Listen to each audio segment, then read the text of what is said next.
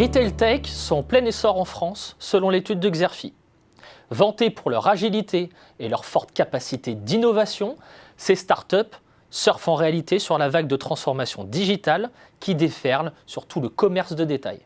Déjà, certaines pépites françaises ont acquis une notoriété mondiale, comme Alchemix, Miracle ou Content Square. Ces jeunes pousses offrent aux marques et enseignes des solutions prometteuses en matière de pilotage de l'activité et d'optimisation de l'expérience client.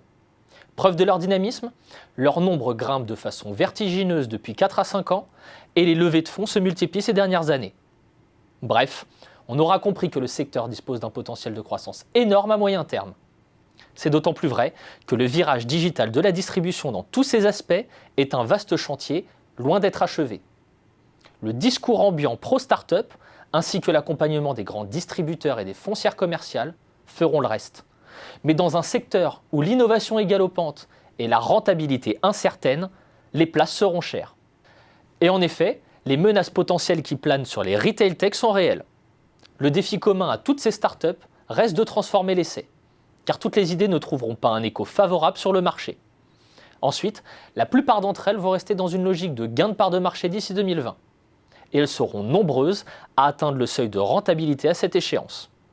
Enfin, l'entrée en vigueur du règlement général sur la protection des données, ou RGPD, en mai 2018, va durcir les normes concernant la collecte et le traitement de données personnelles. En clair, les stratégies data-driven vont être moins performantes, du moins à court terme.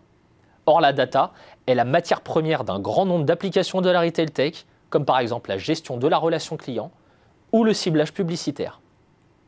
Mais ces jeunes pousses de la distribution ne manquent pas d'atouts. Pour s'imposer, elles peuvent actionner 4 grands leviers selon nos experts. D'abord, la réduction du time to market est une piste à creuser. C'est un bon moyen d'améliorer sa rentabilité et d'obtenir un avantage concurrentiel décisif. Le perfectionnement continu de l'offre est une autre voie à suivre.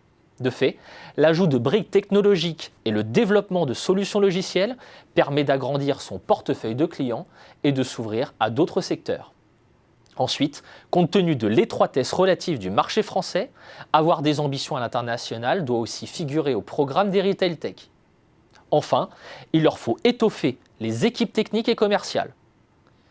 On l'a dit, les enseignes leaders et les foncières commerciales ont joué un rôle majeur dans l'éclosion de l'écosystème retail tech. Aux aguets pour découvrir les pépites qui révolutionneront demain le commerce, elles pourraient bien les manger tout cru.